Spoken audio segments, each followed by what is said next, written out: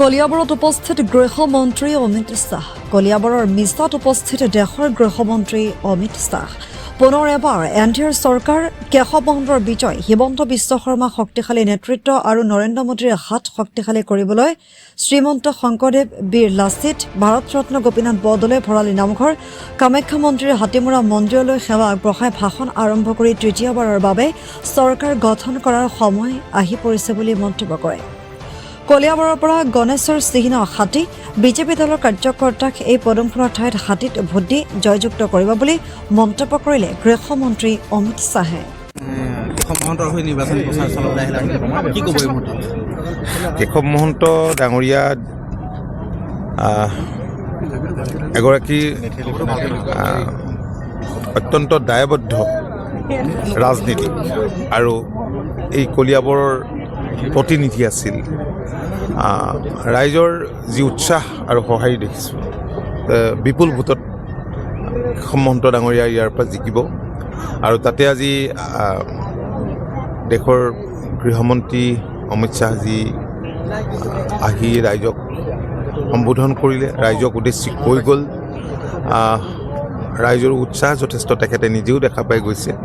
আৰু ভাৰতীয় জনতা পাৰ্টি, অসম গণ পৰিষদ, এই দুয়োটা দলৰ কৰ্মকৰ্তাই দিনে নিশাই কাম কৰিছে। আৰু আমি নিশ্চিত যে কেশৱ মহন্ত ডাঙৰীয়া ইয়াত বিপুল ভোটত জয়লাভ। অসমৰ যদি কথা কওঁ, অগপই কিমানখন আসন আশা কৰে? তো আজিৰ দিনটো কোৱাটো টান। আজি 2 তাৰিখ, এইকেইটা দিন আমি আৰু অলপ খা খবৰ লৈ লওঁ।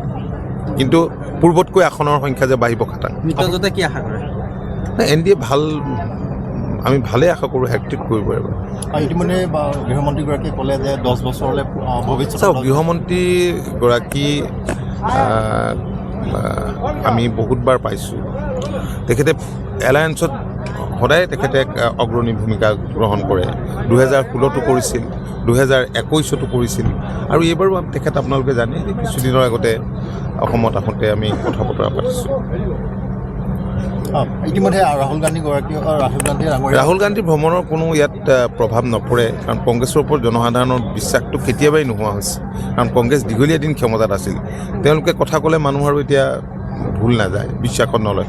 কাৰণ কংগ্ৰেছৰ শাসনকালত কৰা কাম আৰু আজিৰ কাম কাজৰ মাজত মানুহে আকাশ পাতাল পাৰ্থক্য দেখা পায়।